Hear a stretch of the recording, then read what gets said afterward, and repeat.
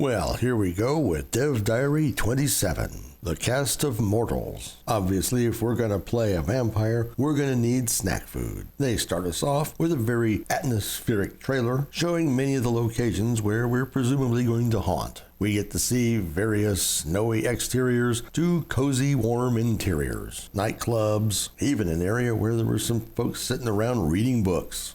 Now this might make our vampire feel right at home. Imagine literate folks reading books instead of tapping on their screens. We also get shots of the bum population standing around a bonfire drinking beers. We have a shot of another bar, and as we're going through this bar nightclub thing, we notice a playbill up on one of the walls. If you notice, it says 10/10/21. Wonder if that's supposed to be a real date in the game, or it's just something that's been there for a long time.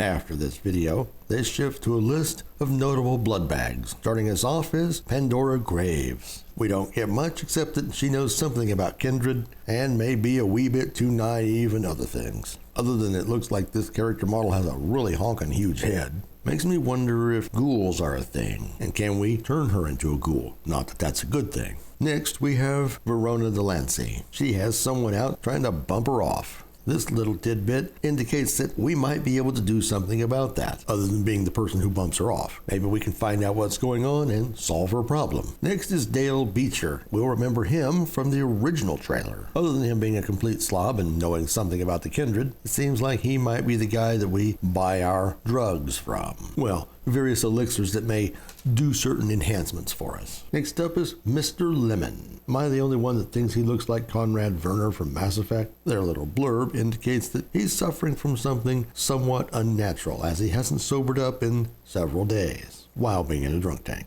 Next up, we have Guru, quite possibly the cleanest looking biker in the known universe. He thinks he sees ghosts. Next, we have sock hat wearing Carla. Once a paramedic, now she illicitly acquires medications to help those who need helping. Next, we have the sock hat wearing Reggie. Only he puts a hoodie over his. He's a bum, because we always have to have a bum. And as he hangs out around Pioneer Square, I bet we're going to see quite a bit of him if we don't munch on him as we come and go from our haven. He apparently has all the lowdown of what's going on around town. Next up is our requisite lady of the night, Marigold. And if you're short a paper bag, maybe you'll pay for her prognostications through astrology. Next up, we have Shelby. She went from trading in a major financial institution to proselytizing of the coming rapture. I'm guessing a vampire had something to do with this. Rounding out this list is Officer Wheeler. He apparently knows something's up, but like Mr. Lemon, has memory problems. Now, there are a couple of these folks that indicate that they have some sort of backstory or quest line that we may be able to follow up on.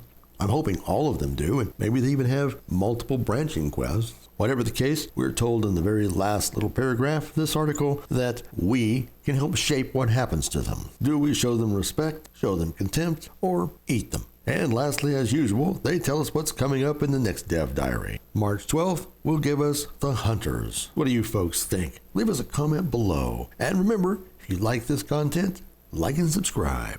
Thanks for watching.